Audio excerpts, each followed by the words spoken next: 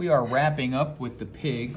I just want to point out that these things are the kidneys. You can see that's a pretty good sized critter right there, that kidney. Wouldn't have thought it'd be so big inside such a small pig, but there's the two kidneys. That would be right back here on us. Okay, and then that's the stomach. It's deflated now. We've already cut that open. We did that earlier, as seen in previous videos. And then the lungs here. And then here's the heart. And I'm going to cut the heart out. He rips people's hearts out.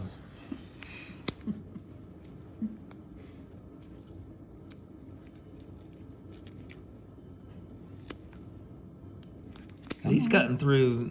So this is another thing I think is maybe some misconception. So these really big tubes that he was cutting through are some of the largest veins and arteries of the body.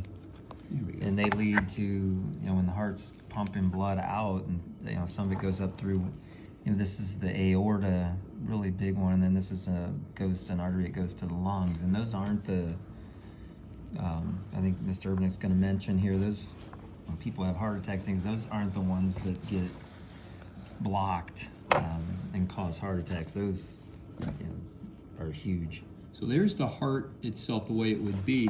And when somebody has a heart attack, it's not the inside of the heart that has the problem. It's these arteries on the outside that get blocked.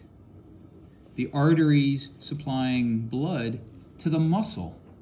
Because on the inside, there's no exchanging of gases or anything going on, because the inside of the heart is real smooth. But on the outside is where the blood will go and feed the muscles.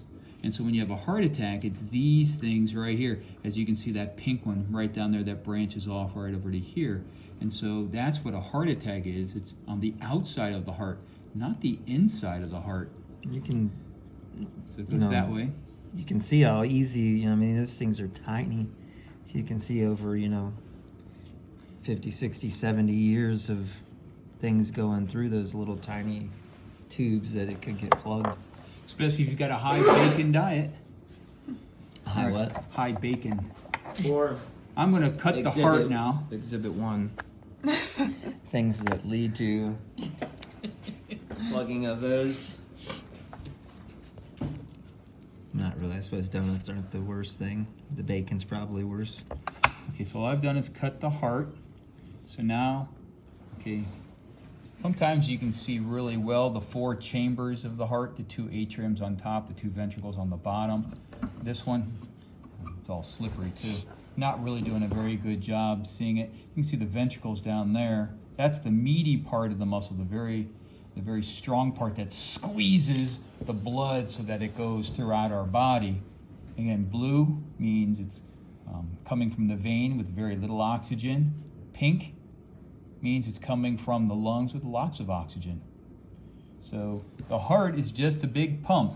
All it's doing is it's taking blood from your feet, puts it into the heart, then the heart takes it to the lungs, exchanges the oxygen and carbon dioxide back to the heart. Now it's oxygen rich, then it goes up to the brain, something we want blood to go to, then back to the heart, back to the lungs, back to the heart, back to the feet, back.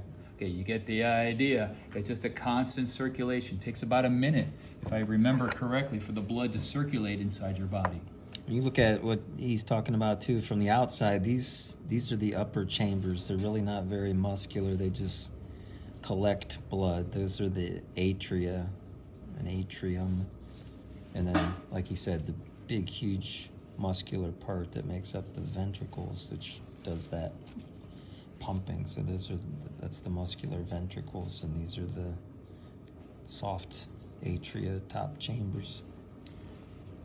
And if you've ever heard of somebody having valve replacements in their heart, it's the valves in there that separate the atrium from the ventricles, and they pump everything out. This would be a valve, actually, right? That's a valve right there. Half of a valve. There's the other half over there.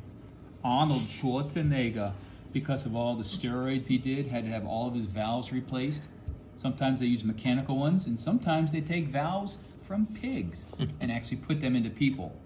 But if you get the pig valves, I understand that people don't want to eat bacon after they get that surgery done. I don't know what the problem is with that. That concludes? Yeah, I think so. There you go.